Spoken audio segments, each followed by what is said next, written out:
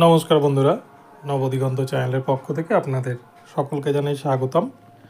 তো বন্ধুরা, এই মুহূর্তে আমি আপনাদেরকে যে আপডেটটি দিতে চলেছি সেটি হচ্ছে 42,949-এর যে প্যানেল 2016 সালের যে রিক্রুটমেন্ট, সেই রিক্রুটমেন্টে মূলত 6টা মাদার ক্যাটাগরি। সেই মাদার ক্যাটাগরির মধ্যে জেনারেল সবথেকে বেশি সিট থাকে, এসসি, ওবিসিএ, ওবিসিবি, এসটি এবং পিএইচ। মূলত 6টি ক্যাটাগরির মধ্যে কোন ক্যাটাগরিতে কত ভ্যাকান্সি রেখেছিল প্রাইমারি বোর্ড এবং কত জনকে নিয়োগ দিয়েছিল প্রাইমারি বোর্ড 2016 সালে, এই ভিডিওতে কিন্তু আমি আপনাদেরকে বিস্তারিত জানাবো। তো আপনারা এই ভিডিওটি দেখলে এখান থেকে কিন্তু অনেক প্রমাণ পেয়ে যাবেন। কিন্তু তার আগে বলে রাখি, যারা প্রথমবার আমার চ্যানেলে এসেছেন, যারা এখনও আমার চ্যানেলটিকে সাবস্ক্রাইব করেনি, আপনারা আমার চ্যানেলটিকে সাবস্ক্রাইব করে নেবেন, কেননা এই ধরনের আপডেট আপনারা কিন্তু সবার আগে সবার প্রথমে একমাত্র নবদিগন্ত চ্যানেলে পেয়ে যাবেন। তো চলুন বন্ধুরা, আমরা তাহলে আজকের এই আপডেটটি এবারে বিস্তারিত দেখে নিই। তো বন্ধুরা, 42,949-এর যে নিয়োগ করেছিল প্রাইমারি বোর্ড, সেই নিয়োগ নিয়ে একের পর এক মামলা, একের পর এক অভিযোগ, এবং সবথেকে বড় কথা, পর্ষদের কাছে কিন্তু সেইভাবে কোনো লিগ্যাল ডেটা নেই।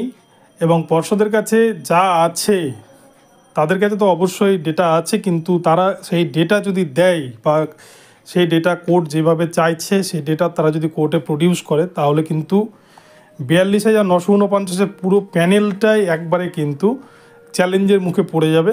যার জন্য কিন্তু প্রাইমারি বোর্ড বারংবার তারা কোর্টকে জানাচ্ছে যে আমাদের কাছে কোনো প্যানেল নেই, আমরা প্যানেল দিতে পারবো না।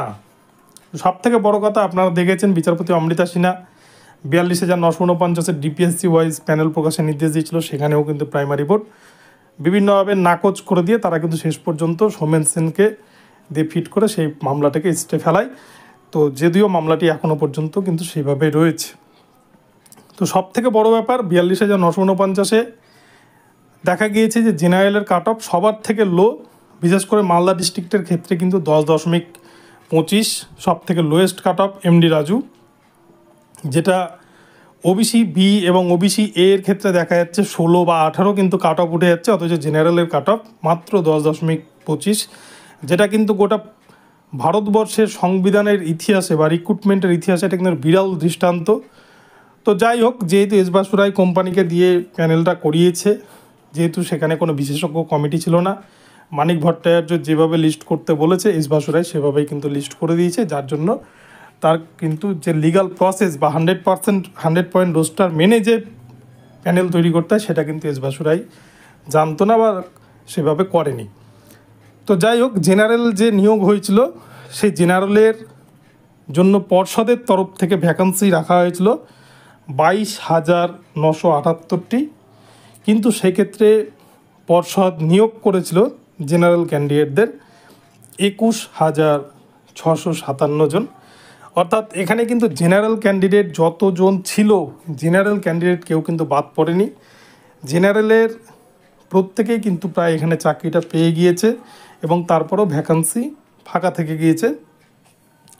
শিডিউল কাস্ট বা এসসি ক্যাটাগরির ক্ষেত্রে পর্ষদ 42,949 নোটিফিকেশানে যে ভ্যাকান্সি রেখেছিল 23টা ডিপিএসসি ওয়াইজ, তা ছিল 9,700 সামথিং, কিন্তু এসসির তরফ থেকে নিয়োগ পেয়েছে 9,899 জন। ওবিসি এর ক্ষেত্রে ভ্যাকান্সি রেখেছিল প্রায় 4200 মতো, এবং সেক্ষেত্রে পর্ষদ নিয়োগ দিয়েছে কিন্তু প্রায় 5300 মতো, 5,300 জনকে। ওবিসি বি এর ক্ষেত্রে ভ্যাকান্সি রাখা হয়েছিল প্রায় 890টি, কিন্তু পর্ষদের তরফ থেকে নিয়োগ দেওয়া হয়েছে ওবিসি বিকে 4826 জনকে। এসটি ক্যাটাগরির ক্ষেত্রে পর্ষদ ভ্যাকান্সি রেখেছিল 2482টি, সেক্ষেত্রে এসটি ক্যাটাগরির নিয়োগ কিন্তু দিয়েছিল 939টি, এবং পিএইচ ক্যান্ডিডেটদের জন্য প্রায় 1200 মতো সিট কিন্তু ছিল, যদিও সেই সিটটা কিন্তু বিভিন্ন ক্যাটাগরির মধ্যে ঢুকিয়ে পর্ষদ সেটাকে কী যে তালগোল পাকিয়ে দিয়েছে, পর্ষদ নিজেরাই সেটা জানে। তো এই হচ্ছে পুরো বিষয়। তো পর্ষদ মূলত ভ্যাকান্সি রেখেছিল 42,949, কিন্তু সেখান থেকে কিন্তু পর্ষদের যা হিসেব, পর্ষদ কিন্তু সেখানে প্রায় 42,949 পার করে সেই নিয়োগ কিন্তু করেছে। পর্ষদ প্রথম ধাপে যে নিয়োগ করেছিল সেখানে কিন্তু 41,000 মতো নিয়োগ করেছিল, কিন্তু পরবর্তীতে পর্ষদ প্রায় 3140 জনকে অতিরিক্ত কিন্তু নিয়োগ করে ফেলে, যেটা 2208 জনকে 2018 সালে, এবং 932 জন ক্যান্ডিডেটকে 6টা ডিপিএসসিতে যে অতিরিক্ত নিয়োগ করে ফেলে, যার জন্য কিন্তু পর্ষদের সেই হিসাব মিলাতে তাদের ঘুম উড়ে যাচ্ছে এবং একের পর এক যে অনিয়ম বিনিয়মের অভিযোগ উঠে আসছে, যার ফলে কিন্তু পিটিশনাররাও কিন্তু ছাড়ার পাত্র নয়, তারাও কিন্তু কোর্টে একের পর এক আরটিআই কপি তারা পেশ করে চলেছে, যার জন্য পর্ষদের নাকানি চোবানি অবস্থা। এবং আগামীতে যে 5% মামলা উঠতে চলেছে, আগামী 9 তারিখে যে মামলার হয়তো ফাইনাল জাজমেন্ট হতে পারে, সেখানে কিন্তু বেশ কিছু বিষয় উঠে আসতে পারে। বিশেষ করে 2208 জনের যে অতিরিক্ত নিয়োগ, 932 জনকে 6টা ডিপিএসসিতে যে শূন্য পদ রাখা হয়েছিল, সেই শূন্য পদের বাইরে অতিরিক্ত নিয়োগ কেন করলো পর্ষদ, এবং সংবিধানের রুলস মোতাবেক যে 2147 জনের ওয়েটিং লিস্টের প্যানেল দেওয়ার কথা ছিল সেটাও কেন দিল না।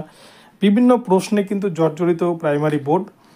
তো আগামী 9 তারিখে হয়তো অনেক সমস্যারই সমাধান হতে পারে, এবং পর্ষদের যে দেওয়া ডেটা, পর্ষদ যে 2023 সালে যে প্যানেল প্রকাশ করে, যেখান থেকে এই হিসেবটা তুলে আনা হয়, যেখানে কতজনকে পর্ষদ নিয়োগ করেছে এবং কতজনের রিক্রুটমেন্ট নোটিফিকেশানে তারা ভ্যাকান্সি ক্রিয়েট করেছিল।